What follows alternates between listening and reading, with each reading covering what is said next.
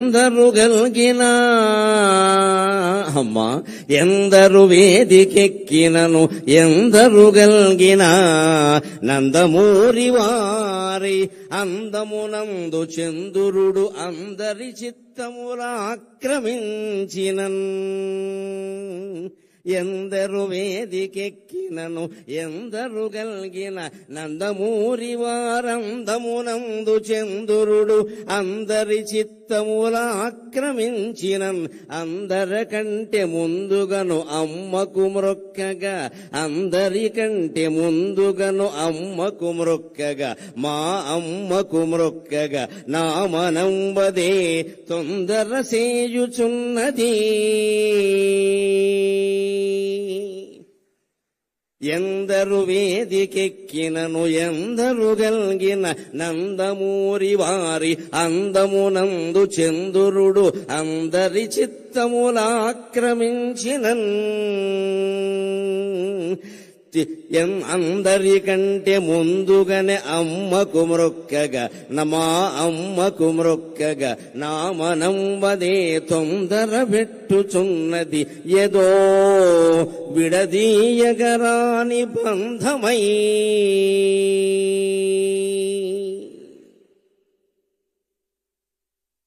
ఎన్టీఆర్ అంటేనే ఎన్ అంటే nationality, tea అంటే తెలుగు, ఆర్ అంటే రసస్ఫూర్తి. ఈ మూడు కలిపిన మహానుభావుడు ఎన్టీఆర్. ఒక జాతీయవాదం ఎట్టి పరిస్థితుల్లోనూ భారతీయులలో విభజనకి విభేదాలకి ఆ పెద్ద మనిషి ప్రాణం పోయే వరకు అంగీకరించలేదు. దైవభక్తి ఆయనకి ఎంత ఉందో దేశభక్తి అంతకంటే ఎక్కువగా ఉంది ఆయనకి. ఎన్టీఆర్ అంటే నేషనాలిటీ, ఎన్ అంటేనే నేషనాలిటీ. రెండవది తెలుగు. ఆయన ప్రాణం ఇచ్చాడు తెలుగు కోసం. నిజంగా నటుడుగా ఉన్నప్పుడు అంతే, నాయకుడుగా ఉన్నప్పుడు అంతే. పెట్టిన ప్రతి పథకానికి ముందు తన పేరు గాని తండ్రి పేరు గాని కొడుకు పేరు గాని ఏమీ పెట్టుకోవాల. తెలుగు తెలుగు తెలుగు తెలుగు. తరువాత ఎవ్వరు ఆ పథకాన్ని కొనసాగించినా ఎటువంటి ఇబ్బంది లేకుండా తెలుగు జాతి అంతా పరవశించే విధంగా ప్రతి పథకానికి తెలుగు అని పేరు పెట్టాడు ఆయన. ఎవ్వరూ దాన్ని మార్చవలసిన అవసరం లేదు, ఆలోచనే రాదు. అంత భక్తి, అంత ప్రేమ తెలుగు అంటే ఆయనకి. ఇక మూడవది రసస్ఫూర్తి. ఇది చాలా మందికి తెలియదు. అందరూ నటులు కాలేరు, అందరూ కవులు కాలేరు, పండితులందరూ వక్తలు కాలేరు, పండితులందరూ అవధానులు కాలేరు. రకరకాలు, కొందరు అవుతారు, కొందరు అవ్వరు. కారణం రసస్ఫూర్తి తెలియకపోవడం. నేను ఇన్ని పుస్తకాలు చదివాను అంటే ఉపయోగం ఏం లేదు. నువ్వు దాన్ని జనంలోకి పంపడానికి ఏ టెక్నిక్, ఏ సాంకేతికత, ఏ నైపుణ్యం అవలంబించావు అన్నది ఎన్టీఆర్ సినిమాలు చూస్తే చాలు మనకు అర్థమైపోతుంది ఖచ్చితంగా. అద్వితీయమైన సంభాషణలు. మామూలుగా ఇప్పటి నటులెవరూ పలకలేరు. బహుశా అసలు వెనకాల ఉంటే తప్ప. నవఖండ భూమండలాధిప మకుట తట ఘటిత మణిగణ నీరాజిత నిజపాద పంకేరుగుండనే అన్నాలంటే ఇప్పుడు వాళ్ళకి వారం రోజులు కావాలి. తర్వాత ఉపవాసం కూడా వస్తుంది. రాసిన వాడు చావాలి, డైరెక్టరు చావాలి, వీడికి రాదీని. ఈ లోపు ఏమన్నా పిలిపించాలి. ఇటువంటి సంభాషణలు పేజీల కొద్దీ ఉండే వాటిని ఆ మహానుభావుడు ఒక్కసారి చూసి, నేను చెబుతా, మీరు అక్కడ కూర్చోండి, కాస్త టీ తాగండి అని చెప్పి ఆయన టీ తాగేలోగా ఈయన కంఠస్థం చేసి మొత్తం చెప్పేసేవాడండి. అది ఎన్టీఆర్ అంటే, అది ఎన్టీఆర్ అంటే. రసస్ఫూర్తి. నీకు విద్య తెలియగానే ఉపయోగం లేదు. ఇవాళ యువతరం ప్రత్యేకంగా నేర్చుకోవాలి. నేను బీటెక్ చదివా, ఎంటెక్ చదివా, ఏదో చేశాను కాదు. నీ విద్యని జనంలోకి పంపించే విధానం నీకు తెలియాలంటే ఎన్టీఆర్ నటించిన ఒక్క సినిమా చూసినా నీకు ఉద్యోగం వస్తుంది. ఖచ్చితంగా నీకు ఉద్యోగం వస్తుంది. ఒక ఇంటర్వ్యూలో ఎలా మాట్లాడాలి, ఒక ప్రజాసభలో ఎలా మాట్లాడాలి, మైకు ముందుంటే ఎలా మాట్లాడాలి, మైక్ ఏమీ లేకపోతే ఇంట్లో తలుపేసి అర్ధాంగితో మాట్లాడితే ఎలా మాట్లాడాలి, దేనికి దానికి తేడాలు ఉంటాయి. అవన్నీ ఎన్టీఆర్ సినిమా చూస్తే తెలుస్తాయి. ఎంత ఆశ్చర్యకరంగా ఉంటుందో. అది రసస్ఫూర్తి. రాముడు కృష్ణుడు వేయడానికి ఆయనకంటే ముందు లేరా, ఆయనకంటే తరువాత లేరా కానీ ఆ పాత్రలని జనంలో ముద్రపడిపోయేలా చేయగలిగాడు అంటే రామునిలో ఉండే రసస్ఫూర్తిని, కృష్ణునిలో ఉండే రసస్ఫూర్తిని, ప్రతినాయక పాత్రల్లో ఉండే కూడా రసస్ఫూర్తిని జనానికి అందించగలిగిన ఏకైక నటుడు ఎన్టీఆర్. ఏకైక నటుడు ఎన్టీఆర్. ఆయన దేశభక్తి గుండెల్లో ఆయన నిండా ఉండబట్టే ఆయనకి దొరికిన మొట్టమొదటి చిత్ర అవకాశం పేరు మన దేశం. మన దేశం. ఎంత ఆశ్చర్యం! ఎవరినైనా మీరు నటించిన మొదటి సినిమా చెప్పండి అంటే మట్టి కొండ అని చెబుతాడు ఎవడో ఒకడు. అంతకంటే ఉంటుంది. ఆయనకి ఆ ఛాన్స్ రావడమే గొప్ప. కాబట్టి ఆయన అంతరాత్మ ఎంతగా దేశం గురించి ఘోషించింది అంటే ఆయనకి మొట్టమొదటి పోలీస్ అధికారిగా అవకాశం వచ్చిన సినిమా కూడా మన దేశమే. నువ్వు దేశం కోసం పుట్టావు, నువ్వు దేశం కోసం పుట్టావు అని వారి తల్లిదండ్రులు వారిని ఆదేశించినట్టుగా వారికి మన దేశం అనే సినిమాలో మొట్టమొదటి అవకాశం వచ్చింది. ఏ పాత్ర వచ్చినా ఇది హీరో పాత్ర, జీరో పాత్ర, ఇంకోట, దీని ప్రాధాన్యం ఏమిటి అని ఆలోచించకుండా తన పాత్రకి న్యాయం చేసిన వ్యక్తి ఎన్టీఆర్ అంటే ఖచ్చితంగా. ఈ పాత్ర నాకు వచ్చింది చాలు, దీనికి నేను న్యాయం చేస్తే మిగిలినవన్నీ అవే వస్తాయి, తరుముకుంటూ వస్తాయి, వెతుక్కుంటూ వస్తాయి. నా రత్నం అన్విష్యతి మృగ్యతే హితత్ అంటాడు కాళిదాసు కుమార సంభవంలో. రత్నాన్ని వెతుక్కుంటూ జనం వస్తారు గాని జనాన్ని వెతుక్కుంటూ రత్నం వెళ్ళదండి. సినీ రంగంలో నటరత్నాన్ని వెతుక్కుంటూ సినిమాలు వచ్చాయి, సినిమాలను ఆయన వెతుక్కుంటూ వెళ్ళలేదు. ఇవాళ యువతరం ఎన్టీఆర్ నుంచి నేర్చుకోవలసింది ఉద్యోగ అవకాశాలు మిమ్మల్ని వెతుక్కుంటూ రావాలి, మీరు వాటిని వెతుక్కుంటూ వెళ్ళడం పెట్టండి. యధవ కర్మ అంటారు దీన్ని. నీ దగ్గర ప్రతిభ ఉంటే నీ దగ్గరికి ఉద్యోగం వస్తుంది ఖచ్చితంగా. ఇప్పటికీ మీరు ఇండియన్ ఎక్స్ప్రెస్ పేపర్ చూస్తే బుధవారం నాడు ప్రత్యేక ప్రకటనలు ఉంటాయి, మామూలు ఉండవు. ఉద్యోగం కావాలి, నిరుద్యోగులు కావాలి, ఉద్యోగస్తులు రండి అనే ప్రకటనలు ఉండవు. ఇండియన్ ఎక్స్ప్రెస్ బుధవారం పేపర్లో ప్రత్యేకంగా ఎలా ఉంటుంది అంటే, మేము రిటైర్ అయ్యాం, లేకపోతే మధ్యలో ఉద్యోగాలు మానేశాం, మాకు ఇప్పుడు ఉద్యోగం కావాలి, మాకు ఉద్యోగం ఇవ్వగలిగిన వాడు రండి అని వేస్తాడు ప్రకటన. వాడి దగ్గరికి వచ్చి కాళ్ళ దగ్గరికి వస్తారు, మా సంస్థలోకి రండి, మా సంస్థలోకి రండి అని. అది ప్రతిభ, అది ప్రతిభ. ఆ స్థితి మళ్ళీ సంపాదించుకోగలగాలి ఖచ్చితంగా. మాకు ఉద్యోగం కావాలి, ఇవ్వగలిగిన వాడు రండి, మా ప్రొఫైల్ ఇది, నేను ఇంత జీతంతో ఉన్నా, ఇప్పుడు ఎందుకో బయట తిరుగుతున్నా, నాకు కావాలంటే వస్తారు, మీరు మాకు కావాలి, మీరు మాకు కావాలని. అటువంటి ప్రతిభను యువతరం సంపాదించుకోవాలంటే ఎన్టీఆర్ లాగా దైవభక్తి ఉండాలి, దేశభక్తి ఉండాలి, భాషానురక్తి ఉండాలి, అన్నిటికీ మించి రసస్ఫూర్తి ఉండాలి. అది మనం ఎన్టీఆర్ నుంచి నేర్చుకోవాలి ఖచ్చితంగా. మన దేశమున పాదమోని, మన దేశం అనే చిత్రంతో ఆయన రంగప్రవేశం చేశారు. అక్కడి నుంచి ఆయన నటించని పాత్ర లేదు. అన్ని రంగాలకి సంబంధించిన అన్ని పాత్రల్లోనూ నటించారు.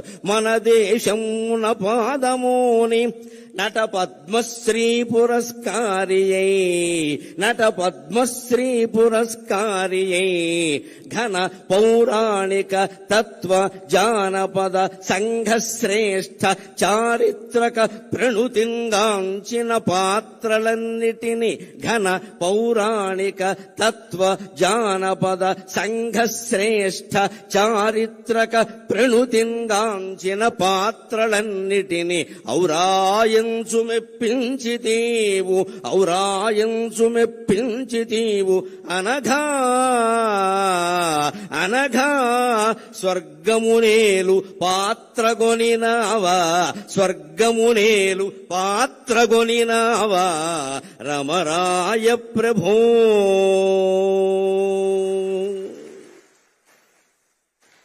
మన దేశం అనేటువంటి పాత్రతో ఆయన సినిమా రంగంలో కాలు పెట్టారు. దేశభక్తికి నిదర్శనం. అదృష్టం తరుముకుంటూ ఆయన్ని వచ్చింది.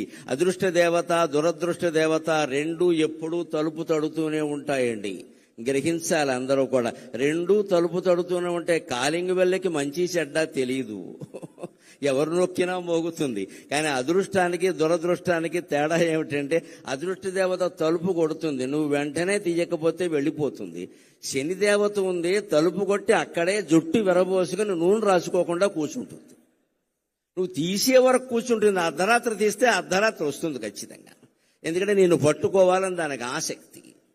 గ్రహించుకోవాలి. అదృష్టం తలుపు తట్టినప్పుడే మనం తలుపు తెరవాలి. ఖచ్చితంగా అవకాశాలు ఎలా ఉంటాయంటే, యువతరం కోసం ఓ మాట చెబుతా. అవకాశాలు ఏసీ తలుపులు లాంటివి, మన వెనకాలే మూసుకుపోతూ ఉంటాయి. జాగ్రత్త పడాలి, జాగ్రత్త పడాలి. ఏసీ తలుపులు చూడండి, ఏసీ గదిలో మనం ఇలా రాగానే మూసుకుపోతుంది మన వెనకాలే. కొన్ని అవకాశాలు మన వెనకాలే మూసుకుపోతాయి. అది వచ్చినప్పుడు మనం అందుకోవాలి, కానీ మనం అందుకునే వరకు అది ఆగుతుందంటే ఆగదండి. అవకాశం అదృష్టం లాంటిది. ఆయన నిరంతర కృషి, నిరంతర గ్రంథ పఠనం ముఖ్యంగా చాలా మందికి తెలుసో తెలియదు, ఆయన విశ్వనాథ సత్యనారాయణ గారి శిష్యుడు. విశ్వనాథ సత్యనారాయణ గారి శిష్యుడు. మా గురువు గారిని ఎంతో గౌరవంగా చెప్పుకునేవారు. ఎస్ఆర్ఆర్ అని సివిఆర్ కాలేజీలో చదువుకున్నారు ఆయన. ఆ గురువు నుంచి ఆత్మాభిమానాన్ని, పాండిత్యాన్ని రెండూ గ్రహించాడు కాబట్టి ఆయన రారాజులా వెలిగాడు. ఆయన మన దేశమున పాదమోని నట పద్మశ్రీ పురస్కారి. నటనలో ఆయన పద్మశ్రీ పురస్కారాన్ని పొందారు. బహుశా రాజకీయాల్లో ప్రవేశించకుండా ఉంటే భారతరత్న 20 ఏళ్ల క్రితం వచ్చుండేది. ఆయనకి అనుమానం ఏమీ లేదు. అందులో మన దేశ రాజకీయాల్లో ఉండే కలుషిత వాతావరణం కారణంగా ఒక్కసారి రాజకీయాల్లోకి వెళ్ళాడు అంటే ఆయనలో ఇంకా ఎంత ప్రతిభ ఉన్నా ఎవరూ గుర్తించరు. అది లెక్క. అది అనేక రకాల పక్షపాతాలన్నీ వచ్చేస్తాయి. అందుకని అందువల్ల రాలేదు తప్పితే ఇప్పుడు ఎవ్వరూ అడగవలసిన అవసరం లేకుండా యావత్ భారతానికి ఆయన రత్నమే. అనుమానమేం లేదు, అందులో అనుమానమేం లేదు. కొన్ని మహాభారతం తెలుసుకున్నా మహాభారతంలో ఆయన ధరించిన పాత్ర లేదు. ఆ రకంగా కూడా భారతరత్నమే ఆయన. ఆ రాజకీయాల్లో చేరడం కారణంగా పద్మశ్రీతో ఆగిపోయాడు, కానీ లేకపోతే ఏ బిరుదైతే సరిపోతుందండి ఆయనకి. కానీ అది చాలు ఆయన నటన వైభవానికి. అదే నాకు పద్మశ్రీ వచ్చి 2022 మార్చి 21వ తేదీన నేను పద్మశ్రీ ఎందుకున్నాక నరేంద్ర మోడీ గారు నన్ను పలకరించడానికి వచ్చినప్పుడు నేను ఎంత ఆనందం పొందాలి అంటే, నేను అభిమానించే మహానటుడికి వచ్చిన పద్మశ్రీ ఈనాడు నాకు వచ్చింది కదా అనుకున్నాను. నేను ఈనాడు నాకు వచ్చింది కదా అనుకున్నాను. అంత ఆశీర్వచనం, అంత అభినందన ఉద్దేశ్యం కలిగిన వాడు ఆయన. ఆయన అభినందన అంటే ఆశీర్వచనమే. ఆయన ఆశీర్వచనం అంటే అభినందనే, వేరే ఏమీ ఉండదు. నేను ఒక గొప్ప ఉదాహరణ నన్ను ఆయన ఆశీర్వదించింది జరిగింది కొద్దిసేపట్లో చెబుతాను. సినిమా భాషలో చెప్పాలంటే త్వరలో విడుదల అన్ని ముఖ్య కేంద్రాల్లో. మన దేశమున పాదమోని నట పద్మశ్రీ పురస్కారి ఘన పౌరాణిక తత్వ జానపద సంఘ శ్రేష్ఠ చారిత్రక ప్రణుతింగాంచిన పాత్రలన్నిటినీ, పౌరాణిక పాత్రల్లో ఆయన వెయ్యని పాత్ర లేదు. నాయక పాత్రలు, ప్రతినాయక పాత్రలు అన్నీ దున్నేశాడు. అనుమానమేం లేదు. ఇంకా అసలు అవి పైగా మామూలుగా వెయ్యడం కాదు, అభిరుచి కొద్దీ వెయ్యడం కాదు. వేస్తే ఆయనే వెయ్యాలి, ఇంకెవడూ పనికిరాడన్నంత ఇదిగా వేశాడు మహానుభావుడు నిజంగాను. ఇందాక వేద పండితులు అటు ఇటు నుంచుని వేదం చదివారు. గమనించండి, రావిపాటి సత్యనారాయణ గారికి వచ్చిన పుణ్యప్రదమైన ఆలోచనకి నేను చేతులెత్తి నమస్కారం చేస్తున్నాను వారికి. అక్కడ సరిగ్గా శ్రీకృష్ణుడి యొక్క చిత్రం పెట్టారు. రామారావు గారు శ్రీకృష్ణ పాత్ర ధరించింది, ఇలా చక్రం ధరించి ఉన్నది పెట్టారు. నిజంగా వేదం చదువుతూ ఉంటే ఉండవలసిన చిత్రం అదే. నిజంగా సరిగ్గా వేదం చదువుతుంటే అటు సగం మంది ఇటు సగం మంది నిలబడ్డారు. చూడండి ఖచ్చితంగా. అది ఏమిటంటే లలితా సహస్రంలో చెబుతారు కదా, ద్విజపంక్తి ద్వయోజ్వల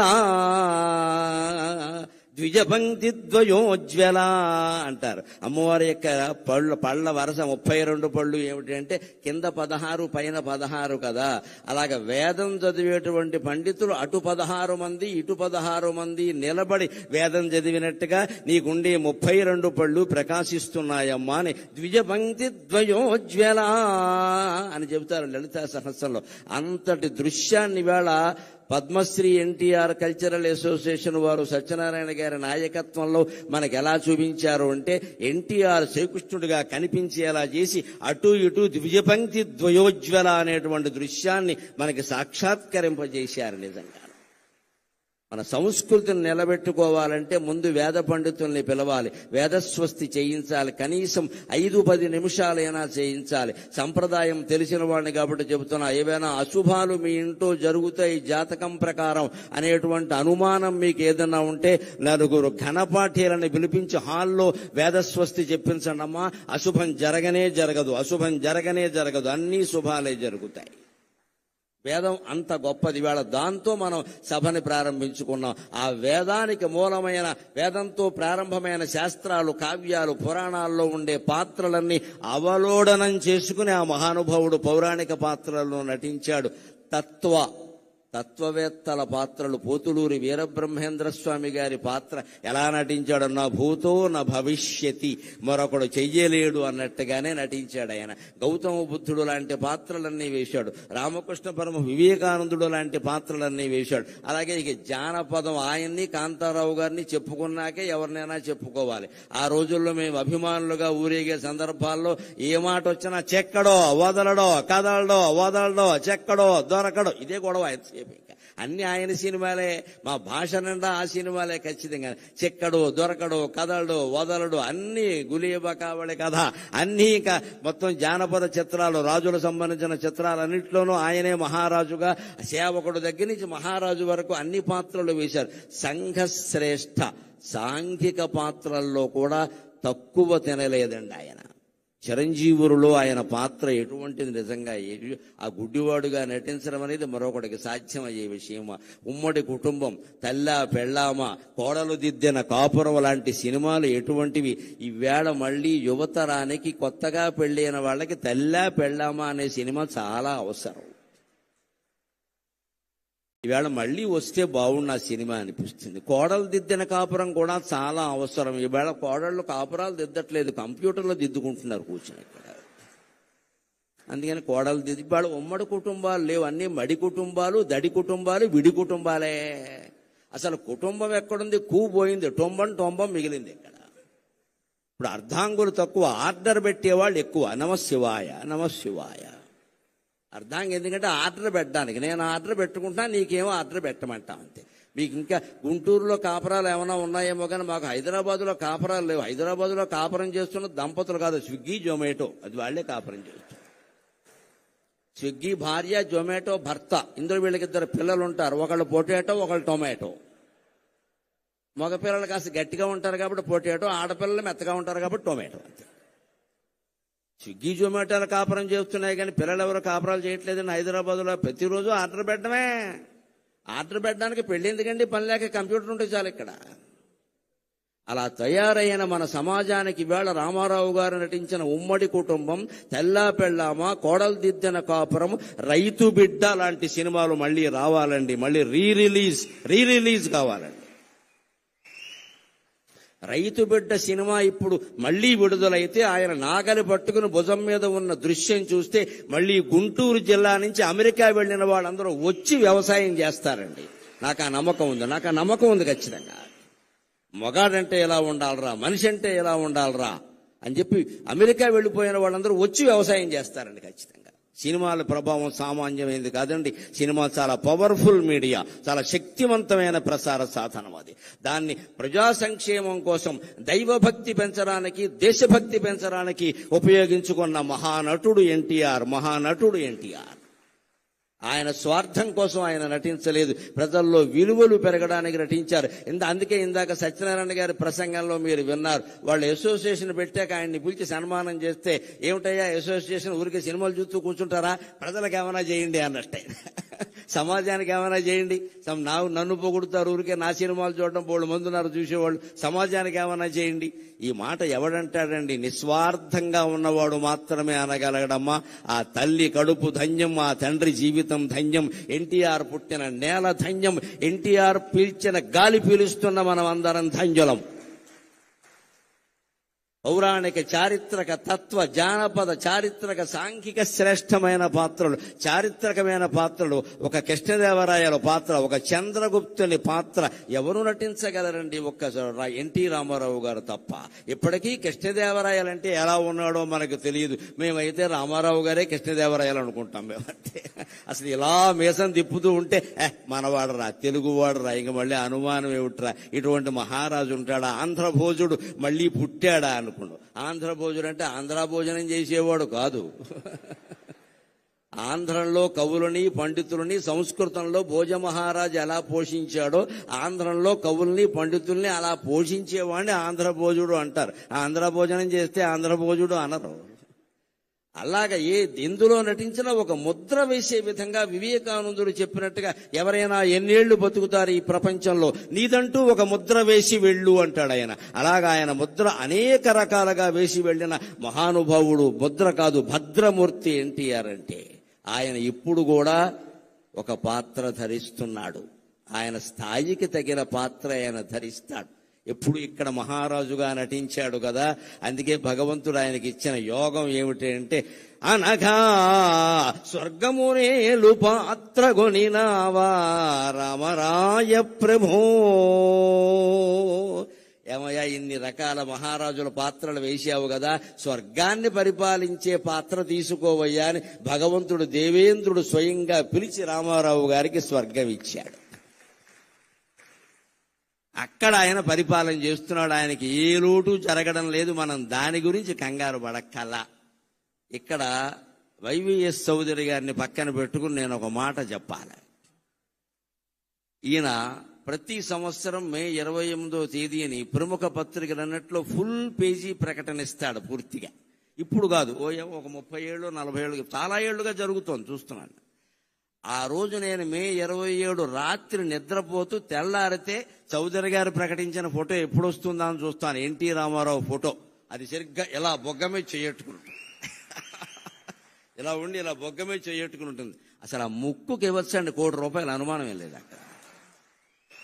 ఇక మిగిలిన అవయవాలకెంతో లెక్కలు కట్టుకోండి, నాకు అనవసరం. నేను ఆ ముక్కు చూస్తూ కూర్చుంటా. ఈ ముక్కు ఎవడుకుంది అసలు?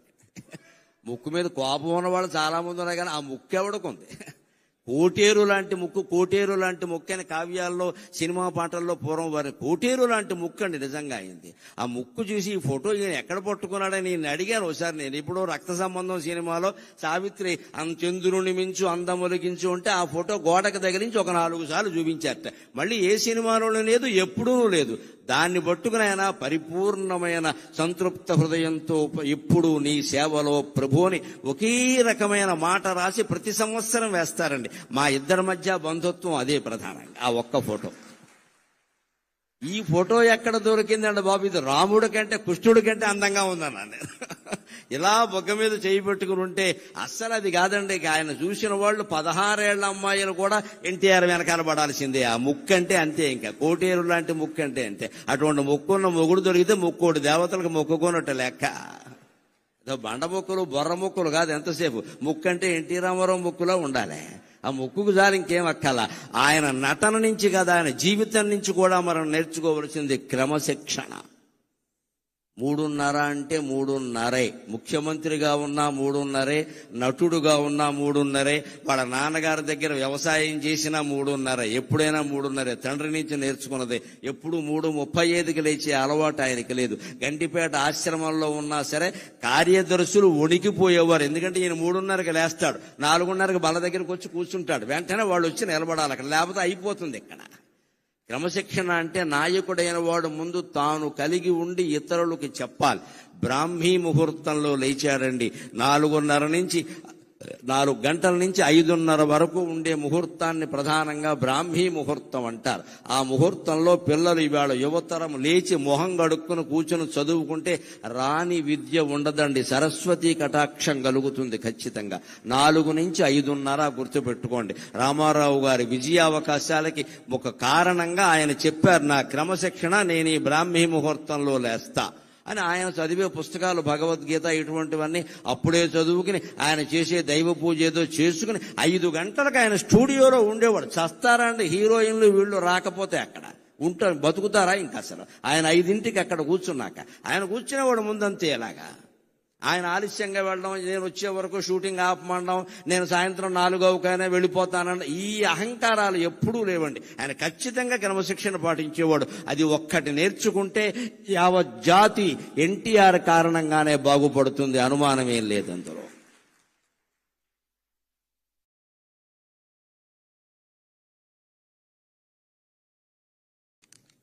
ఆయన ధరించిన పాత్రలలో వైవిధ్యాన్ని గురించి ఒక్క మాట చెబుతాను నేను. విద్వాంస్తుష్ట పద్యమేకం దదాతి అంటారు. మాబోటి పండితులకి నిజంగా హృదయం ఆనందమైతే మాటలు రావు, పద్యాలు వస్తాయి. సాకేత రాముడై సాక్షాత్కరించినన్, సాకేత రాముడై సాక్షాత్కరించినన్, వాల్మీకి వర్ణనల్ వాస్తవమగు. సాకేత రాముడై సాక్షాత్కరించినన్, వాల్మీకి వర్ణనల్ వాస్తవమగు. శ్రీకృష్ణుడౌచు వశీకరణము జేయ, శ్రీకృష్ణుడౌచు వశీకరణము జేయ, వ్యాసుండు నిన్ను చూడవచ్చు నిజము. శ్రీకృష్ణుడౌచు వశీకరణము జేయ, వ్యాసుండు నిన్ను చూడవచ్చు నిజము. ఆ పితామక పాత్ర యౌవనమునదాల్ప. ఆశ్చర్యమండి, మరో నటుడు చెయ్యలేని పని. 40 ఏళ్ల లోపు వయస్సులో ఆయన 250 సంవత్సరాల వయస్సుండే భీష్ముడు పాత్ర ధరించాడు. ఇప్పటి హీరోలు తెలుసుకోవాలి, ముసలి పాత్ర ధరిస్తే నా ఇమేజ్ పడిపోతుందనే దరిద్రపు ఆలోచన రానియకూడదు. నటుడు అంటే అన్నీ చెయ్యాలి. భీష్ముడు పాత్ర, ఆ పాత్ర ధరించింది. నేను అనుకున్నా ఏదో పెద్ద వయస్సు వచ్చిందేమో అనుకున్నా, రాలేదు. 40 ఏళ్ల లోపు వయస్సులో 257 సంవత్సరాలు జీవించినటువంటి భీష్ముడి పాత్ర ధరించడం, మెప్పించడం అంటే సామాన్యమా? భీష్ముడు మళ్ళీ పుడితే సాధ్యం అవుతుంది ఆ విషయం. అది అటువంటి పాత్ర ధరించాడు ఆయన. ఆ పితామక పాత్ర యవ్వనమున దాల్ప, గంగమ్మకు పుత్ర శోకమ్ము ధీరే. ఆ పితామక పాత్ర యౌవనమున దాల్ప, గంగమ్మ పుత్ర శోకమ్ము ధీరే. రాయలై చిత్ర సామ్రాజ్యము నేలుచో, రాయలై చిత్ర సామ్రాజ్యము నేలుచో, అష్టదిగ్గజ కవులు అవని దిగిరి. రాయలై చిత్ర సామ్రాజ్యము నేలుచో, అష్టదిగ్గజ కవులు అవని దిగిరి. మంచి పాత్రలు ధరించి మంచి వారి మంచి మరింత పెంచు ధీమంతుడీవు. ఆయనలో 2 కోణాలు ఉన్నాయి, గమనించండి. 2 మేలే చేశాయి. మంచి పాత్రలు ధరించి మంచి వారి మంచి మరింత పెంచు ధీమంతుడీవు. చెడ్డ పాత్రలు ధరించి చెడుగునైన మంచిగా మార్చివేయు పెన్మాయవేవో. రాముడు పాత్ర వేస్తే వాల్మీకి దిగి వచ్చి నేను రామాయణంలో ఎలా వర్ణించానో అలా ఉన్న రాముడు ఎన్టీ రామారావు ఒక్కడే అని ఆనందిస్తాడు, అనుమానమేం లేదు ఇక్కడ. ధర్మజ్ఞశ్చ కృతజ్ఞశ్చ సత్యవాక్యో దృఢవ్రతః వృషోరస్కః శ్రీ వృషస్కంధక అని అద్భుతంగా వర్ణిస్తాడు వాల్మీకి రామాయణంలో రాముడిని. అంతటి పర్సనాలిటీ దైహికంగాను, భౌతికంగాను, నైతికంగాను, మానసికంగాను కలిగిన వాడు తెలుగు నటులలో కాదు, ప్రపంచ నటులలో రామారావు ఒక్కడే, మరొకడు లేడు. ఈయన రాముడు పాత్ర లవకుశలో ధరిస్తే మా చిన్నతనంలో విన్న మాట పరవశించిపోయాం. మా అమ్మగారు జీవితంలో చూసిన సినిమా ఒక్కటి, అదే లవకుశ. అప్పట్లో బ్రాహ్మణ స్త్రీలు, అసలు స్త్రీలు, అందున బ్రాహ్మణ స్త్రీలు సినిమాలకు వెళ్లే అవకాశం లేదమ్మా, వాళ్ళ కుదిరే పని కాదు. కానీ లవకుశ సినిమా వచ్చాక మా నాన్నగారితో దెబ్బలాడి మా అమ్మ సినిమా చూసింది. పెద్ద బండి కట్టుకుని వెళ్ళడం, దానికి 2 ఇంటర్వెల్స్ ఇచ్చేవారు. 32 ఏళ్ల సినిమా అది. విజయవాడ దుర్గా కళామందిరంలో లవకుశ సినిమా ఏడాదికి పైగా ప్రదర్శించబడిందండి. తెలుగు జాతి పరవశించిపోవలసిన విషయం. దుర్గా కళామందిరం అంటే ఇప్పటికీ ఎన్టీ రామారావు గారు టాకీస్ అదంతే. ఏడాది పైన ప్రదర్శించబడ్డాం. ఆ లవకుశలో ఉన్న రాముణ్ణి చూస్తే వాల్మీకి నేను 16 లక్షణాలు చెప్పింది ఇటువంటి వాడిని కదా, ధర్మజ్ఞ కృతజ్ఞ సత్యవాక్యో దృఢవ్రత కోన్వస్మిన్ సాంప్రదములోకి గుణవాన్ కశ్చ వీర్యవాన్ అని చెప్పానే నేను బాలకాండలో. ఆ లక్షణాలన్నీ మూర్తిభవించిన వాడు ఇంతకాలానికి ఆంధ్రదేశంలో పుట్టాడు రాని వాల్మీకి ఆయన ఆశీర్వదించాడండి. అందుకని అంతవాడయ్యాడు. అదే శ్రీకృష్ణ పాత్ర ధరిస్తే ఇక చెప్పవలసిన అవసరం లేదు. ఆ ఒయ్యారం, ఆ సొగసు, ఆ ఎక్కడ అవసరమైన చోట కాఠిన్యం, అవసరమైన చోట చిరునవ్వు. శ్రీకృష్ణుడు అంటేనే పెద్ద మాయ. రామో విగ్రహవాన్ ధర్మక, రాముడి జీవితం తెరిచిన పుస్తకం.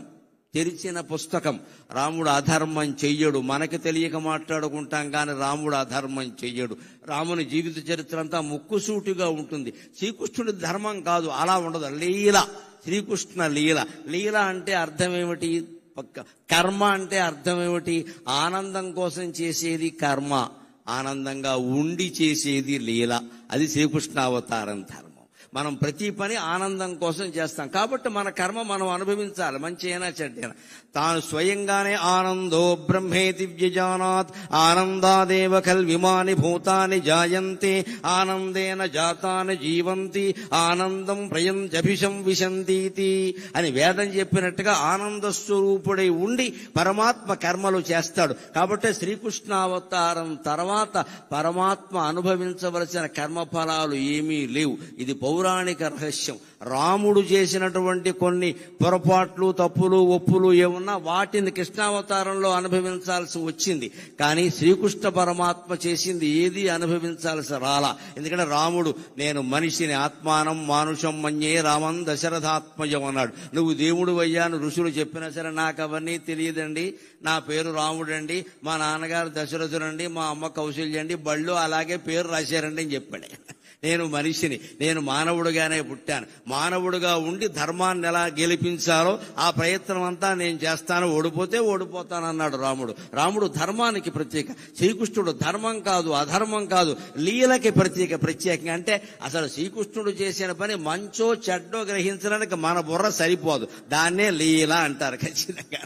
అది మళ్ళీ వ్యాస భాగవతం చదివితేనే అర్థమవుతుంది ఖచ్చితంగా. అటువంటి లీలామానుష వేషధారి పాత్ర ధరించడం చాలా కష్టం. రాముడు స్ట్రైట్ ఫార్వర్డ్, ముక్కుసూటిగా ఉంటాడు. ఆ నేచర్, ఆ స్వభావం ఉన్నవాళ్ళు ధరించేయచ్చు, అభ్యంతరం లేదు. కానీ కృష్ణుడు పాత్ర ధరించడం చాలా కష్టం. సత్యభామ కాళ్ళు పట్టుకున్నది కృష్ణుడే. రుక్మిణి చేత, తల్లి సత్యభామ చేత రుక్మిణి కాళ్ళు పట్టించింది కృష్ణుడే. ఇంత నేర్పుండాలంటే మరొకడికి సాధ్యమా? ఆయన ఒక్కడే ఆ పాత్ర ధరించాడు ఖచ్చితంగా. అలాగ శ్రీకృష్ణ పాత్రకు పైగా ప్రత్యేకత ఏమిటంటే కర్షతీతి కృష్ణ అంటారు. అయ్యా వారిని కూర్చోబెట్టండి, వేద పండితులు ఎక్కడొకటి కూర్చోబెట్టండి. కర్షతీతి కృష్ణ అంటారు. ఆకర్షించడమే కృష్ణుని యొక్క ప్రధాన లక్షణం. కొన్ని కోట్ల మందిని ఆకర్షించాడు ఆయన ఒక్కసారిగా. మళ్ళీ అంతగా తెలుగు జాతిని కాదమ్మా, యావత్ సినీ జగత్తుని ఆకర్షించిన వాడు ఎన్టీఆర్ ఒక్కడే. ఆ 3 అక్షరాలు ఏదో ఓంకారంలో ఉండే అకార ఉకార మకారాల్లాగా, ఐం హ్రీం శ్రీం అనే మంత్రాక్షరాల్లాగా ఎన్టీఆర్ అనే అక్షరాలు తెలుగు జాతిని పరవశింపజేసాయి మొత్తం మీద. అంత ఆకర్షణ శక్తి ఉన్నవాడు కాబట్టి ఆయన కృష్ణ పాత్ర వేయగలిగాడు. మనకి తెలియకపోవచ్చు కానీ ఏదో ఒక ఉపాసన లేకుండా అటువంటి పాత్రలు వేయడం సాధ్యం కాదండి. ఆయన రాముడు కృష్ణుడే కాదు, పౌరాణిక చిత్రాల్లో ఏ పాత్ర ధరించినా ఉపవాసం ఉండేవాట ఖచ్చితంగా. మాంసాహారం తినేవాడు కాదు, అలవాటైన మనిషి అయినా తినేవాడు కాదు, నేల మీదే పడుకునేవాడు. ఆయన ఇష్టదైవమైన వెంకటేశ్వర స్వామిని ధ్యానించేవాడు. ఆ కారణంగా ఆయనకు అనుగ్రహం పుష్కలంగా కలిగింది. ఆ పాత్రలో ఆయనే జీవించాడు. అందుకే ఆయన కృష్ణ పాత్ర ధరిస్తే నా అభిప్రాయం ఏమిటంటే శ్రీకృష్ణుడౌచు వశీకరణము చేయ వ్యాసుండు నిన్ను చూడవచ్చు నిజము. నేను చిత్రించినటువంటి కృష్ణ పరమాత్మ, నేను కళ్ళతో దర్శించిన మహాపరమాత్మ మళ్ళీ పుట్టాడు తెలుగునాట అని వ్యాసుడు నిన్ను చూడ్డానికి వస్తాడయా? ఖచ్చితంగా అంటున్నాను. ఇంకో మాట, ఆయన భీష్మ పాత్ర నటించడం నిండు వయస్సులో, ఇంకా ప్రౌఢ వయస్సు కూడా కాదు, యవ్వనం దాటిన వయస్సులో నటించడం చాలా చిత్రమైన విషయం. అది ఆ పితామకు పాత్ర యవ్వనమునదాల్ప గంగమ్మ పుత్ర శోకమ్ముదీరే. భారతంలో ఒక రహస్యం ఏమిటంటే అర్జునుడు కూడా చనిపోయాడు, మళ్ళీ పుట్టాడు. అభిమన్యుడు చనిపోవడం కాదు, అర్జునుడు కూడా చనిపోయాడు, ఖచ్చితంగా చనిపోయాడు. అశ్వమేధ పర్వం చదువుకుంటే తెలుస్తుంది. పైగా ఎవరి చేతుల్లో చనిపోయాడో తెలుసా? దారుణం, కొడుకు చేతుల్లో చనిపోయాడు. ఎవరా కొడుకు? చిత్రాంగదికి పుట్టినవాడు బభ్రువాహనుడు. బభ్రువాహనుడు అర్జునుడిని చంపుతాడు యుద్ధంలో. ఆ యుద్ధం ఆయన కొందెచ్చుకున్నాడు అర్జునుడు. అర్జునుడు పూర్తిగా బతికి లేడండి, చచ్చిపోయి మళ్ళీ పుట్టాడు. ఎవరి వల్ల పుట్టాడు? ఉలూపి నాగకన్య మంత్రం వేసి బతికించింది. ఈ కథకి మూలం ఏమిటంటే, ఇది ఎందుకు ఇలా జరిగింది, అర్జునుడు లాంటి వాడికి కూడా చావు ఏమిటి, మళ్ళీ పుట్టడం ఏమిటి, ఎందుకు జరిగిందంటే ఎవరి కర్మ వారు అనుభవించాల్సిందే. భీష్ముడిని చంపిన విధానం ఎవరికి నచ్చినా ఎవరికి నచ్చకపోయినా చివరికి భీష్ముడికే నచ్చినా గంగాదేవికి నచ్చలేదు, కన్న తల్లి కదా. మా అబ్బాయిని అన్యాయంగా చంపారు, మా అబ్బాయిని అన్యాయంగా చంపారు. 257 సంవత్సరాలు పెళ్లి చేసుకోకుండా, తోడు నీడ లేకుండా, కష్టసుఖాలు చెప్పుకునేందుకు మనిషి లేకుండా రాజ్యత్యాగం చేసి బతికిన వాడిని శిఖండిని అడ్డం పెట్టుకుని చంపుతారా? నా కొడుకు చావుకి కారణమైన వాడు కొడుకు చేతుల్లోనే చనిపోతాడు అని గంగమ్మ శాపం ఇచ్చిందండి. ఇది భారతంలో ఉంటుంది ఖచ్చితంగా. ఆ శాపం అమలు అయింది. పాండవులు జయించారన్న పేరే గాని పొందిందేమీ లేదు. ఇక్కడ మన తెలుగులో కూడా ఒక సామెత, పాండవుల ప్రభుత్వం వచ్చాక మొదటి బడ్జెట్ అంతా కౌరవుల తద్దినాలకు సరిపోయింది. స్పీకర్ గారు ఉండగా చెప్పుకోవలసిన మాట.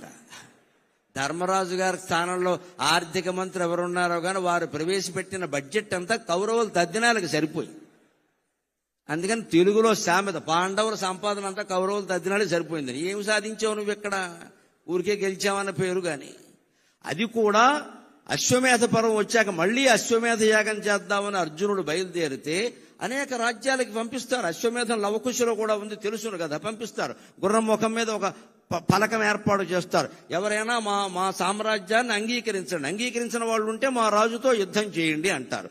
అందరూ అంగీకరించారు, దానికేమి ఇబ్బంది లేదు. కౌరవులనే జయించిన వాళ్ళు మిగిలిన వాళ్ళని జయించరా?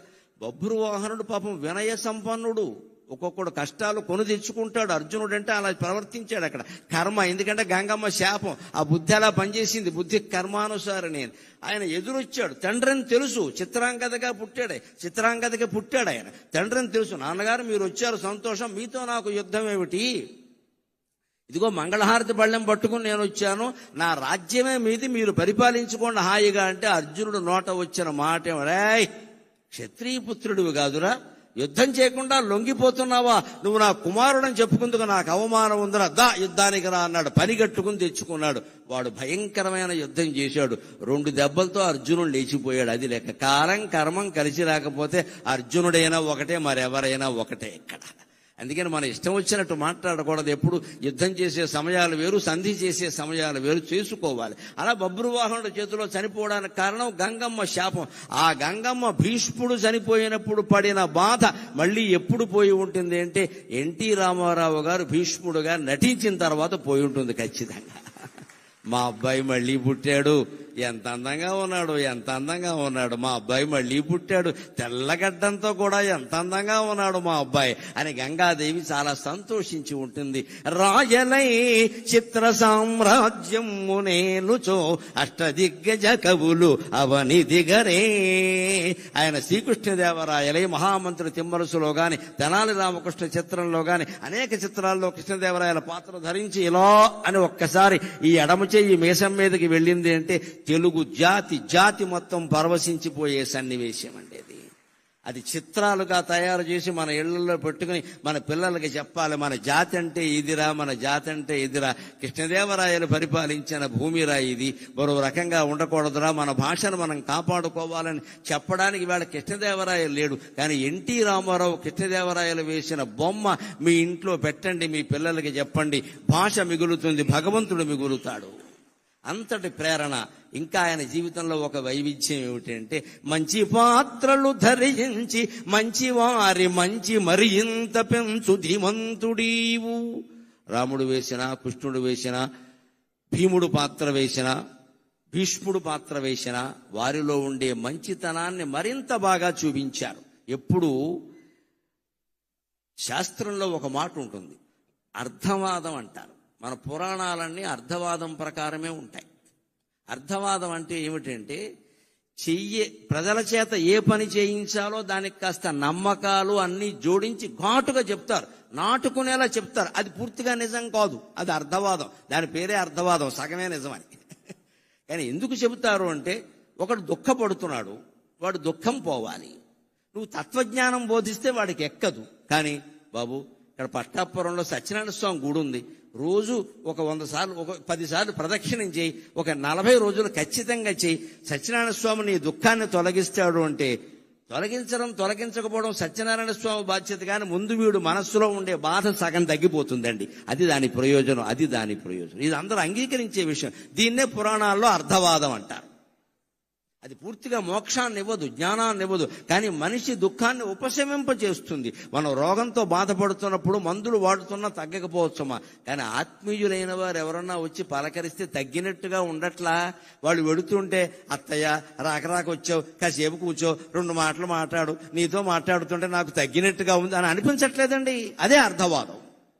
ఆ అర్థవాదం ప్రకారం ఎలా ఉంటుందంటే, మీరు మంచి చేయించాలి అంటే మంచి మనిషిలో ఉండే మంచిని పెంచండి, బాగా పెంచండి. ఇంకొంచెం మీరు అబద్ధం చెప్పినా ఏం పర్వాలేదు, పురాణాల్లో లేనిది చెప్పినా తప్పేం లేదు, సమాజం బాగుపడటం కోసం చెప్పాం. అలాగే చెడ్డ పాత్రల ప్రభావం సమాజం మీద లేకుండా ఉండాలి అంటే, ఆ పాత్రల్లో ఉండే చెడుని వీలైనంత తొలగించి మంచి చూపిస్తే సమాజం బాగుంటుంది, సమాజం బాగుంటుంది.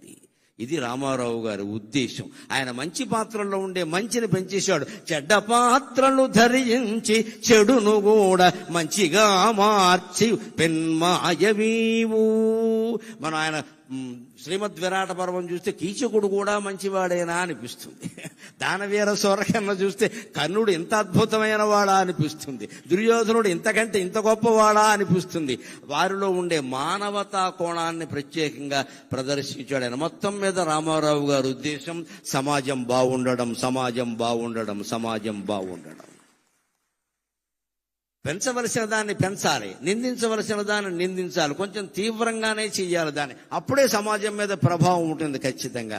ఇంకొక మాట వారి గురించి మనం చెప్పుకోవలసింది, ఇవాళ ఒక్క సినిమా ఇలా రాగానే పాన్ ఇండియా అనేదో అంటున్నారు, కొత్త మాట. నాకు పాన్ డబ్బాయే తెలుసు, పాన్ ఇండియా తెలియదు.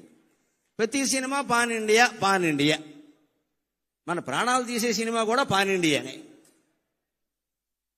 ఆయన బతికినంత కాలంలో నువ్వు కృష్ణుడు పాత్ర హిందీలో వెయ్యండి, రాముడు పాత్ర హిందీలో వెయ్యండి, మేము తీస్తామని ₹1 కోటి ఇస్తామన్నారు. ఆ రోజుల్లో ₹1 కోటి చాలా ఎక్కువ అండి. 70లో ₹1 కోటి అంటే ఏమిటమ్మా, చాలా ఎక్కువ. ఆయన ఏమన్నారంటే, నాకు సన్నిహితుల ద్వారా తెలిసిన మాట, 1 కోటి ఎందుకండి, తెలుగులో తీయండి, 10 లక్షలు ఇవ్వండి చేస్తానని చెప్పాడు. మీరే నిర్మాతలుగా ఉండి తెలుగులో తీయండి, ఇంకా శ్రీకృష్ణుడికి సంబంధించి బోల్డు కథలు రావాలి, రాముడికి సంబంధించి బోల్డు కథలు రావాలి. తెలుగులో తీయండి, నా భాషకి మేలు జరుగుతుంది, నా వాచకం ద్వారా నా భాషకి మేలు జరగాలి, నాకు కాదు అని కోరుకున్న మహానుభావుడు అండి ఎన్టీఆర్. 1 కోటి నాకు అక్కర్లేదు, నా భాషలో తీయండి. ₹1 కోటి ఏమైనా తక్కువ, ఎవరు వదులుకుంటారండి? ఇవాళ 1 కోటి లెక్క లేకపోవచ్చమ్మా. ఆవేళ ఎంత లెక్క, అది 70లో కోట్లంటే ఎంత లెక్క. అంత పద్ధతిగా ఉండేవాడు ఆయన. ఇంకొక మాట, ముఖ్యంగా నన్ను ఆయన్ని అభిమానిని చేసింది ఏమిటంటే, ఆయన నటించిన పాత్రల్లో ఎవరికి తలవంచకు, ఎవరిని యాచించకు, గుండె బలమే నీ ఆయుధం, నిండు మనసే నీ ధనం.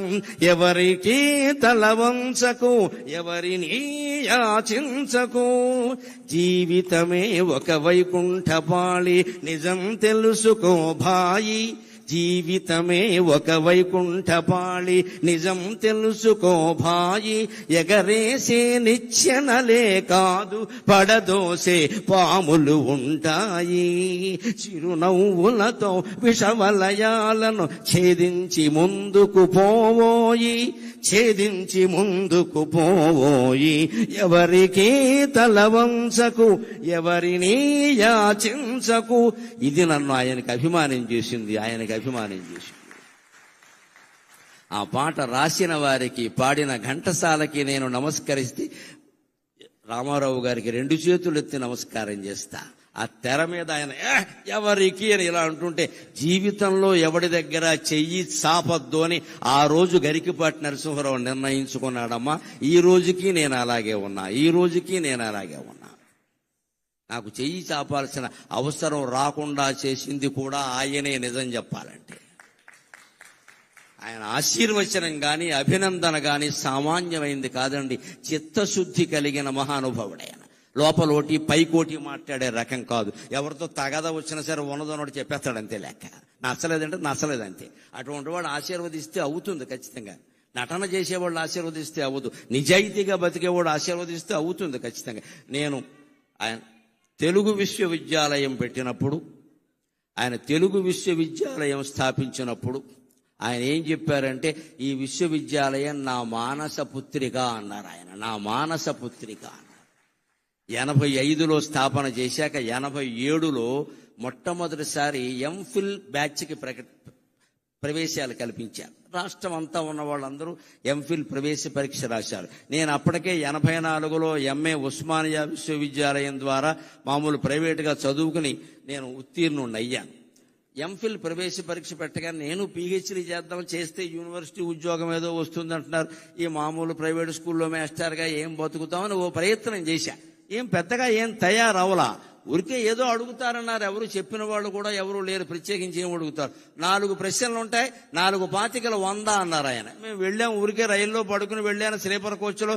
నాకు తోచిన మాటలేవో రాస్తే ఆశ్చర్యకరంగా ఎంఫిల్ ప్రవేశ పరీక్షలో నాకు రాష్ట్రం మొత్తం మీద ప్రథమ స్థానం వచ్చింది. రాష్ట్రం మొత్తం మీద ఏమీ తయారవకుండా నాకు ఏదొస్తే అది రాస్తాను. అప్పటికే ఉన్న పరిజ్ఞానంతో నాకు 17 ఏళ్ల వయస్సు నుంచి రామాయణ భారతాలు కావ్యాలు చదువుకునే అలవాటు ఉంది కాబట్టి ఆ ఉన్న పరిజ్ఞానంతో రాస్తే సమాజానికి సాహిత్యానికి సంబంధం ఏమిటని ఒక 25 మార్కుల ప్రశ్న అడిగితే దానికి నేను 25 పేజీలు సమాధానం రాస్తే ఆ దిద్దే ఆయన 25 వేసేసాడు. అనుమానమే లేదు. ఇంకా ఇంత మంచి మాటలు ఎవడు రాయడం. అయ్యాక నాకు ఒక అపూర్వ దర్శనం కలిగింది.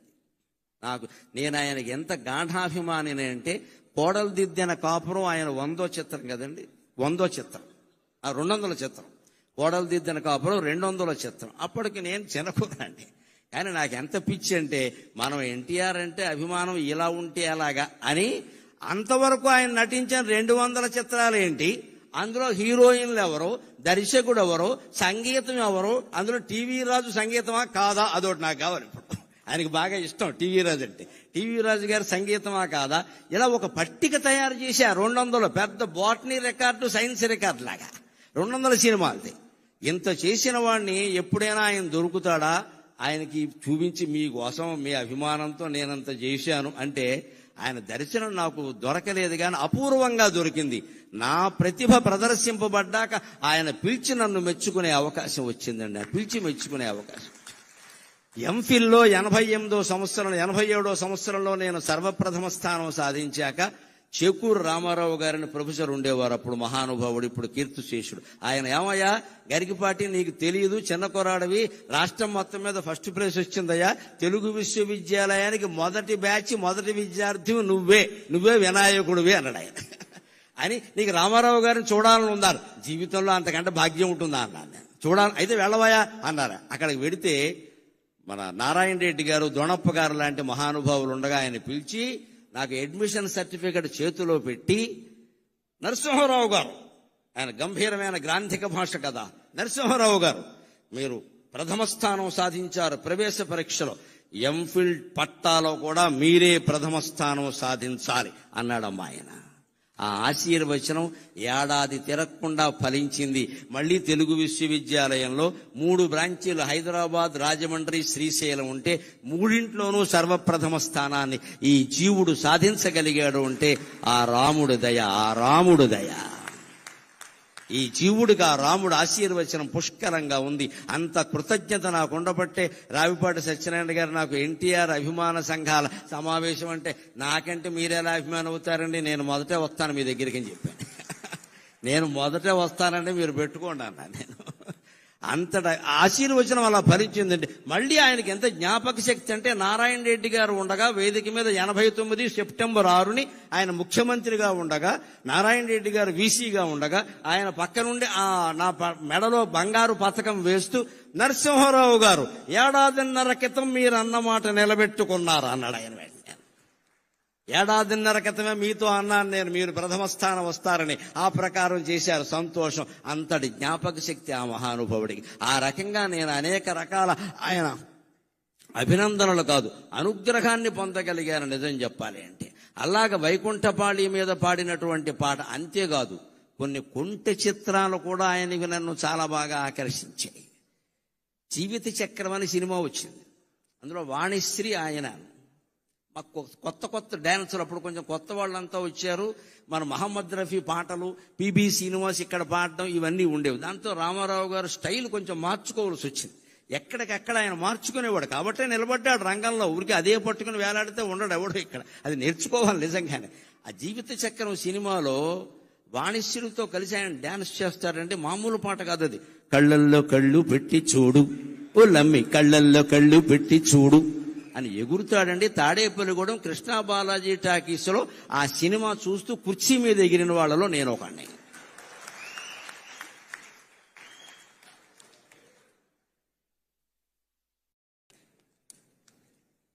నాకు ఇది ఒక అవకాశం. ప్రవచనాల్లో చెప్పలేని మాటలన్నీ ఇక్కడ చెప్పేయచ్చు. ప్రవచనాల్లో ఈ మాటలు చెబితే ఖాతాలు పోతాయి. ఇక్కడైతే అన్నీ చెప్పేయచ్చు అయ్యాను. తాడేపల్లిగూడెం కృష్ణా బాలాజీ టాకీస్లో జీవిత చక్రం సినిమా చూడడం కోసం కాలేజీ కడుతున్నామని ఇంటి దగ్గర అబద్ధం చెప్పి 8:30కే వచ్చేసి అక్కడ రిజర్వ్ టికెట్ కోసం చెయ్యి విరగొట్టుకున్న వాళ్ళు నేను ఒకన్నాను. కృష్ణా బాలాజీ టాకీస్, ప్రభాత టాకీస్ అని 2 ఉంటాయి. అందులో సినిమాలు వస్తే మాకు కోపంగా ఉంటుంది. వెంకట్రామ టాకీస్, విజయ టాకీస్ ఉన్నాయి. అవి కొత్త టాకీసులు, అందులో రావాలని కోరుకుంటాం. కానీ ఈ సినిమా అందులో ఇచ్చా. అయినా సరే మా ఇంటి ఓడో, పైగా మా పశ్చిమ గోదావరి వాళ్ళు ఎన్టీ రామారావు అనరండి, ఎంటి ఓడో అంతే లెక్క. మా ప్రేమ మాది. మా ఇంటి ఓడో మా సినిమా ఏంటి, చెయ్యి ఉంటే ఉంటుంది, పోతే పోతుంది. అది అందరూ నుంచున్నాం అంతే. అలాగా నుంచుని నిలబడి కళ్ళల్లో కళ్ళు పెట్టి చూడు అని సీట్ ఎక్కి ఎగిరేసిన వాళ్ళు నేను ఒక. అలాంటి సరదా డాన్సులు కూడా ఆయన అద్భుతంగా చేసేవాడు అండి, అనుమానమే లేదు ఎక్కడ. అలాంటి పరిస్థితుల్లో అంతేకాదు, ఇంకొక మాట మనం ప్రత్యేకంగా చెప్పుకోవాలి. నేను ఒక 15 ఏళ్ల క్రితం అక్కినేని నాగేశ్వరరావు గారి అశీతి మహోత్సవంలో పాల్గొన్న 80 ఏళ్ల పండుగ. అప్పుడు గుమ్మడి గారు ఉన్నారు. సరే, అక్కినేని, నాగార్జున వీరందరూ కుటుంబ సభ్యులు అందరూ వచ్చారు. అప్పుడు నేను వేదిక ఎక్కుతుంటేనే రవీంద్ర భారతిలో గుమ్మడి గారు, నరసింహారావు గారు మేము మీ పద్యాల కోసం వచ్చాం అన్నారు. సరేనండి, మిమ్మల్ని సంతోష పెడతానులేండి అన్న. నేను వేదిక ఎక్కాక నాగేశ్వరరావు గారు ఉండగా, నేను ఈ సభకి రావడానికి కారణం ఏమిటంటే నాగేశ్వరరావు గారికి క్షమాపణ చెబుదామని వచ్చాను నేను అన్నాను. ఆయన కూడా ఆశ్చర్యపోయి చూశాడు. ఏమి నాకు చెప్పే క్షమాపణ అంటే, మేము మా రామారావు గారి మీద ప్రేమతో మీ పోస్టర్ల మీద పేడ వేసామండి, అందుకని చెప్పడానికి వచ్చాను. మా అభిమానాలు అలాగే ఉండేవి, అనుమానం. ఎందుకంటే మా కోపం ఏంటంటే, మా బాధ మాకు ఉంటుందండి. అభిమానం అంటే అభిమానమే, ఇంకా అక్కడ ధర్మాధర్మాలు ఉండవు అక్కడ. పైగా మా వయసు ఏంటి, 70 ఏళ్ళ, 20 ఏళ్ళు కూడా లేవు. మేము మా రామారావు గారు కృష్ణుడు వేశాడు. శ్రీకృష్ణ విజయం అని సినిమా ఎంఎస్ రెడ్డి గారు తీశాడు, కౌముది ఆర్ట్ పిక్చర్స్. రామారావు గారు కృష్ణుడు, మహోదరుడు అని విలన పాత్ర ఎస్వి రంగారావు వేశాడు. ఒక చిన్న నాట్యం కోసం ఎల్వి జయలక్ష్మిని పిలిపించారు, స్వర్గాన్ని నుంచి దించినట్టు. జయలలిత సత్యభామ వేసింది, దేవిక రుక్మిణీదేవి పాత్ర వేసింది, కాంతారావు గారు నారదుడు వేశాడు. ఇంత గొప్ప క్యాస్టింగ్ ఉండే సినిమా ఆడకుండా పోయింది. మరి మాకు కడుపు అండదా? ఎందుకని? దసరా బుల్లుడు కారణంగా పోయింది. అప్పుడు దసరా బుల్లోడు వచ్చింది సంక్రాంతికి. దసరా బుల్లోడు కారణంగా మా సినిమా ఆడలేదు. అది నాగేశ్వరరావు గారు అయితే, నాగలోకపతి అయితే మా సినిమా ఆడలేదు. మా బాధ మాది. అందుకని మాకు ఎలా ఉండేదంటే పేట చేసేవాళ్ళం అంతే. అందుకని నేను మొహమాటం లేకుండా తర్వాత ప్రవచనాలన్నీ మొదలు పెట్టాక తప్పు ఒప్పుకుంటే పాపం పోతుంది కదా, ఎందుకు వచ్చింది అని నాగేశ్వరరావు గారి సన్మాన సభలో నేను ఇది ఎందుకు వచ్చానంటే మీకు క్షమాపణలు చెప్పడానికి వచ్చానండి. రామారావు గారి మీద అభిమానమే తప్పితే మీ మీద మాకేమి ద్వేషం లేదండి. మీరు మహానటులు, దానికే ఉంది. కానీ మా కోపంతో మేము చేసేవాడిని. నిజం చెప్పారు కదండి, ఇంకెందుకు ఉంటాయి పాపాలండి అన్నాడు ఆయన.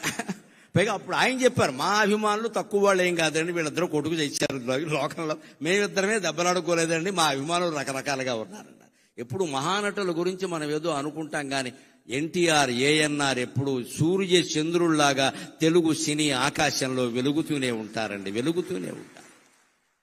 సూర్య రశ్మి ఎంత అవసరమో చంద్రకాంతి అంతే అవసరం కదా. ఆ ఇద్దరు అలా వెలుగుతూనే ఉంటారండి. ఆయన సభలో ప్రత్యేకించి నేను ఈ విషయం చెప్పేసరికి ఆయన చాలా ఆనందించారు ప్రత్యేకంగా. ఇక ఇప్పుడు ఒక 10 నిమిషాల్లో ఆయన రాజకీయ జీవితాన్ని గురించి కూడా మాట్లాడతాను నేను. నటుడు నాయకుడై ఆంధ్ర వట విటపము, నటుడు నాయకుడై ఆంధ్ర వట విటపము, ఊడలునంగ జగమెల్ల ఊగజేయ. నటుడు నాయకుడై ఆంధ్ర వట విటపము, ఊడలునంగ జగమెల్ల ఊగజేయ. విశ్వరూపము చూపిన విశ్వనటుడు, నటుడు నాయకుడై ఆంధ్ర వట విటపము, ఊడలునంగ జేయంగ, ఊడలునంగ జేయంగ, ఊడలునంగ జగమెల్ల ఊగజేయ. విశ్వరూపము చూపిన విశ్వనటుడు, తెలుగు వెలుగవు, తెలుగు వెలుగవుచు ఒక వెలుగు వెలిగి, తెలుగు వెలుగవుచు ఒక వెలుగు వెలిగినతని, తెలుగు వెలుగవుచు ఒక వెలుగు వెలిగినతడు. తెలుగుకే వెలుగుగా ఒక వెలుగుగా మిగిలిన మహానుభావుడు నటుడు నాయకుడు అయ్యాడు. ఆ రోజు 83లో ఆయన రాజకీయ రంగ ప్రవేశం చేసి వెడుతుంటే ఒక సందర్భంలో నేను విన్నాను, నా కళ్ళతో చూడకపోయినా ఈయనకి ఇంత దీక్ష ఉంటుందా అనుకున్నాను. అన్నం తినేవాడు కాదు, ఆ చైతన్య యాత్రలో అన్నం తినేవాడు కాదు, కానీ ఆరోగ్యం చెడగొట్టుకోలేదండి. రామారావు గారి నుంచి ఈ యువతరం నేర్చుకోవాలి. ఎప్పుడైనా సమయం లేకపోతే అన్నం తినకపోవచ్చు. ఇవాళ కూడా సాఫ్ట్వేర్ కుర్రాళ్ళు సమయానికి తినలేరు, కానీ తినవలసిందేమిటి? పిజ్జాలు తింటున్నారు, బర్గర్లు తింటున్నారు, అడ్డమైన గడ్డి తింటున్నారు, అన్నం తినడం మానేసి. రామారావు గారి నుంచి నేర్చుకోవాలి. అంత చైతన్య రథయాత్ర చేస్తూ మహానుభావుడు కుమారుడు హరికృష్ణ సారథ్యం చేస్తుంటే వెళుతూ ఆయన దారిలో ఆగవలసి వస్తే భోజనము కుదరదు అనేవాడు. మరి ఏం కుదురుతుంది అంటే కుంచెడు వేరుశెనగ గుళ్ళు పట్టుకురమ్మనేవాడు. కుంచెడు మళ్ళీ సరిపోవు, ఇక్కడ కొంచెం వేరుశెనగ గుళ్ళు, ఉడికించిన వేరుశెనగ గుళ్ళు పట్టుకొచ్చాక బెల్లం అది కేజీ ఉండాల్సిందే లెక్క. కుంచెడు వేరుశెనగ గుళ్ళు దగ్గర పెట్టుకుని ఉడికించినవి బెల్లం కేజీ దగ్గర పెట్టుకుని అరగంటలో నవిలేడే నేను చూశాను, అనుమానం వెళ్ళేది. అలా కాపాడుకున్నాడు ఆయన ఆరోగ్యాన్ని. ఇవాళ నేర్చుకోవాలి. ఇవాళ అన్నం తినే సమయానికి అడ్డమైన గడ్డి తింటారు, ఆ తర్వాత అన్నం మానేస్తున్నారు, కడుపులో మండిపోతుంది. ఏం తినాలి? పుష్టి కలిగించే ఆహారం తినాలి. ఉపవాసం చేస్తే కనీసం మజ్జిగ తాగాలి ఆ సమయానికి. ఉడికించిన వేరుశెనగ గుళ్ళు తినండి, బొంబాయి శనగలు తినండి, బఠానీలు తినండి, అవన్నీ మంచివమ్మా. అవి ఊరికి పూర్వం తినే తేగలు తినండి. అంతెందుకు ఈ కాలంలో బాగా వస్తాయి మొక్కజొన్న పొత్తులు తినండి, అన్నం అక్కర్లేదు, బోల్డ్ పుష్టి. ఇక్కడ కాల్చిన మొక్కజొన్న పొత్తులు తింటే అన్నం అక్కర్లేదు. ఎప్పుడైనా అన్నం తినని పరిస్థితి అటువంటివి తినాలి, కానీ ఆ బిస్కెట్లు, ఈ బిస్కెట్లు, ఈ చాక్లెట్లు, ఇవన్నీ తిని చాక్లెట్లు ఉంటే టాయిలెట్కి వెళ్తాం, ఉపయోగం ఏంటి? ఇక్కడ ఏం తినాలి? తినకు పరిస్థితులు ఉంటాయి. సినిమాల్లో ఉన్న వాళ్ళకి మరీ ఎక్కువగా ఉంటాయి, రాజకీయాల్లో ఉన్న వాళ్ళకి అన్నం తినే అవకాశం ఉండదండి. ఏం తినాలి?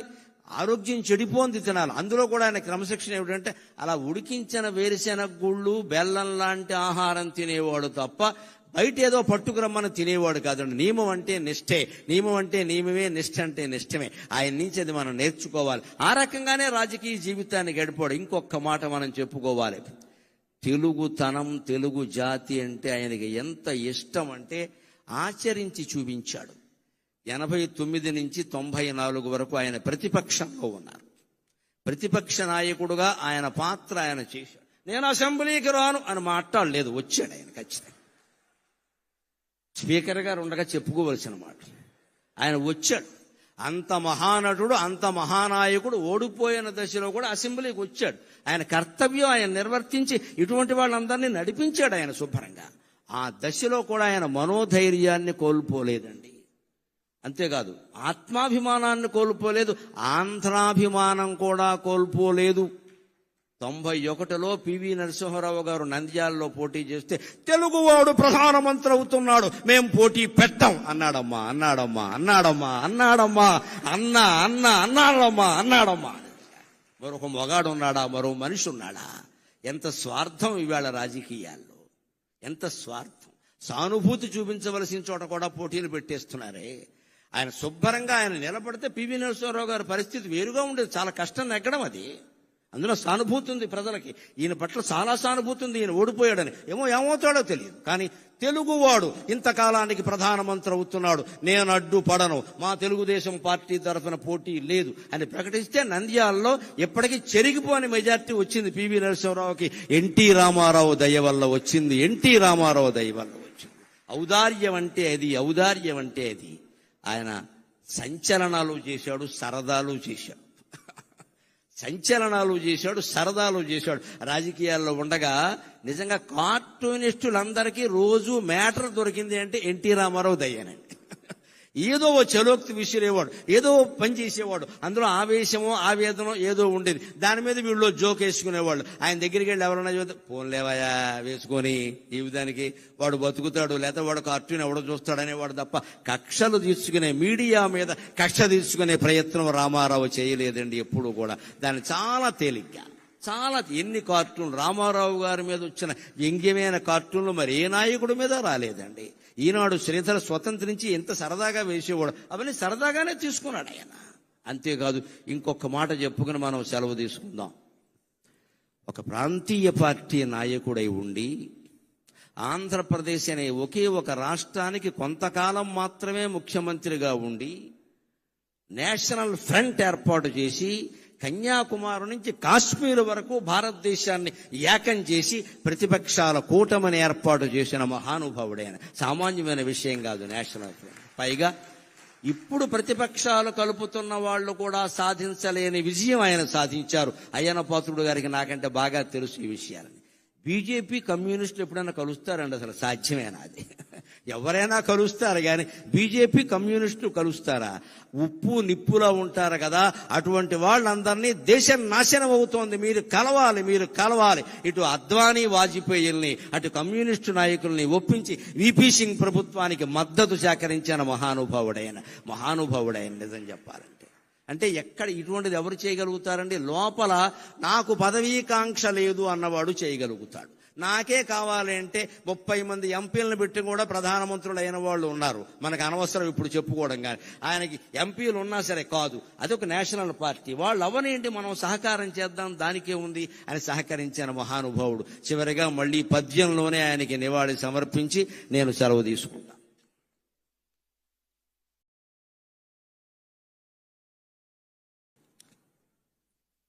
విశ్వఖ్యాత నట ప్రపంచ. రామారావు గారి సంతోషించాలి అంటే మంచి సమాస ధాటితోనే ఉండాలి పద్యం.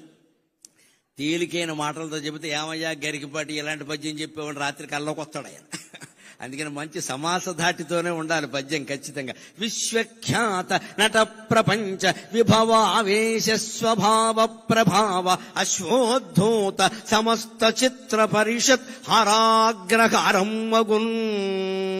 విశ్వఖ్యాత నట ప్రపంచ విభవావేశ స్వభావ ప్రభావ అశ్వోద్ధూత సమస్త చిత్ర పరిషత్ హరాగ్రహారం మగున్. ఏ శ్వానములు అవేమి వాగుకొనని ఈ సింహము ఆ సింహమే. ఏ శ్వానములవేమి వాగుకొనని ఈ సింహము ఆ సింహమే. శశ్వచ్ఛాంతిని రామరాయుడుగను. శశ్వచ్ఛాంతిని రామరాయుడుగను. స్వర్గమునందు అంతటన్. ముగిస్తూ నేను ఆనందించే ఒక్క మాట ఏమిటంటే, 2021లో నా కాలికి గండపెండేరం వేస్తే బెంగుళూరులో దాని మీద ఒక బిరుదం రాశారు. విశ్వవిఖ్యాత అవధాన సార్వభౌమ అని రాశారు. నేను అనుకున్నాను ఇది కూడా ఎన్టీ రామారావు గారి అనుగ్రహమే అనుకున్నా. ఎందుకంటే ఆయన విశ్వవిఖ్యాత నట సార్వభౌమ. ఆయన దయ వల్ల మనకు వచ్చింది విశ్వవిఖ్యాత అవధాన సార్వభౌమ. ఆయన రంగంలో ఆయన విశ్వవిఖ్యాతుడు. నా రంగంలో నేను ఆయన అభిమానిగా విశ్వవిఖ్యాతుడిని కాగలిగాను. ఈవేళ 12 కోట్ల మంది తెలుగు వాళ్లలో 75% మంది నా మాటలు వింటున్నారు అంటే నా తల్లిదండ్రుల పుణ్యం, నా పెద్దల దయ, రామారావు గారు లాంటి వారి ఆశీర్వచనం. ఈవేళ బయటికి గడితే పదవుల్లో ఉన్న వారి దగ్గర నుంచి ఊరికే పారిశుధ్య కార్మికుల వరకు కనపడి మేము వింటున్నాం గురువు గారు అని నమస్కారం చేస్తుంటే నా ఒళ్ళు నేనే గిల్లుకుని ఆనందిస్తున్నానమ్మా. అభిమాన లోకానికంతటికీ కృతజ్ఞతాపూర్వకంగా నేను నమస్కారం చేస్తున్నాను.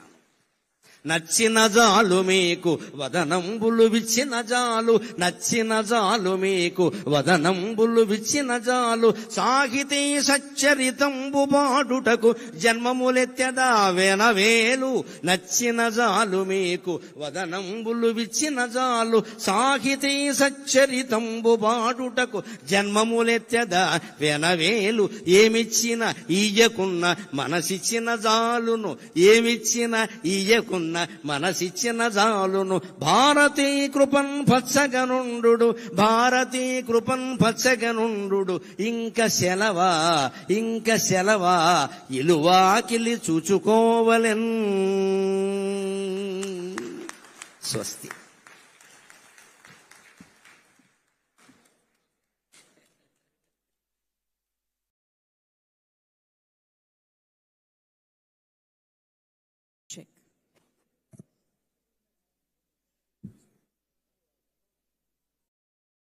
పెద్దలు గౌరవనీయులు గరికపాటి నరసింహారావు గారి ప్రవచనం తర్వాత ఏం మాట్లాడాలో అర్థం కాని పరిస్థితి. మనందరం నిజంగా ఎంతో పుణ్యం చేసుకున్నాం. ఈ సందర్భంగా ఈరోజు ఆయన ప్రవచనం మళ్లీ వినే అదృష్టం కలిగింది. మనస్ఫూర్తిగా ధన్యవాదాలు తెలియజేసుకుంటూ ఉన్నాము. అండ్ మరి గరికపాటి నరసింహారావు గారికి జ్ఞాపికని అందిస్తారు. మల్లికార్జునరావు గారిని జ్ఞాపిక అందించవలసిందిగా కోరుతున్నాము.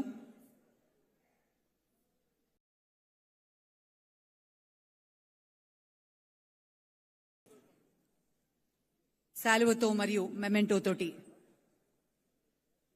అభిమాన సంఘం వారు చేస్తున్నటువంటి ఆత్మీయ సత్కారం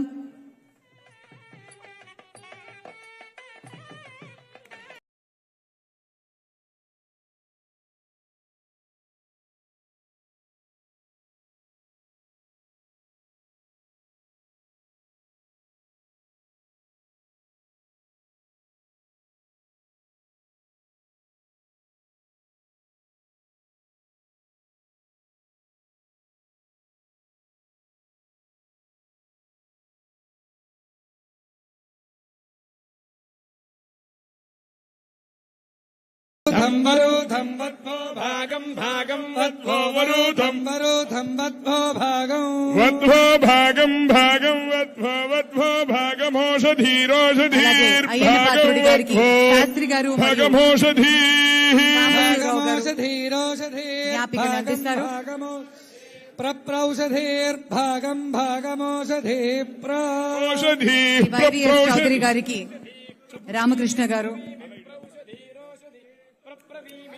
కళ్యాణి కళ్యాణ్యా కళ్యాణి తనువా తనువా కళ్యాణ్యా కళ్యాణి కళ్యాణి తనువా తనువా కళ్యాణి కళ్యాణి తనువా శోభమానే శోభ తనువా కళ్యాణి కళ్యాణి తను శోభమానే తనువా శోభమానే శోభమానే తనువా తనువా శోభమానే రయు రయు శోభమానే తనువా శోభమానే రయు శోభమానే రయు రయు శోభమానే శోభ రగిం పుత్రాన్ పుత్రాన్ రగిం శోభమానే రగిం పుత్రాన్ పుత్రాన్ పుత్రాన్ రయు రయం పుత్రాన్ సదదం సదదం పుత్రాన్ రయు రయం సదదం పుత్రాన్ సతతం సతతం పుత్రాన్ పుత్రాన్ దీర్ఘం దీర్ఘం సతతం పుత్రాన్ పుత్ర సతతం దీర్ఘం దీర్ఘం దీర్ఘం సతతం సతతం దీర్ఘమాయురాయుర్దీర్ఘం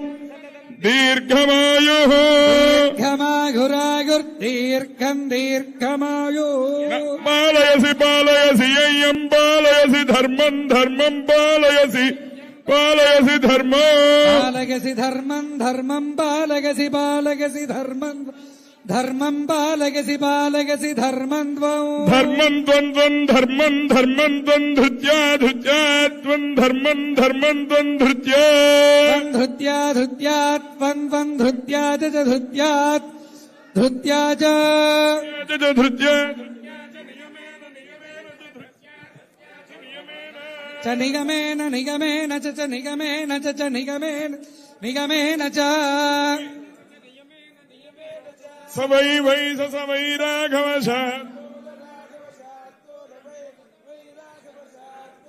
వై రాఘవ శార్దూల రాఘవ శార్దూల రాఘవ శార్దూల ధర్మో ధర్మో రాఘవ శార్దూల వై వై రాఘవ శార్దూల ధర్మ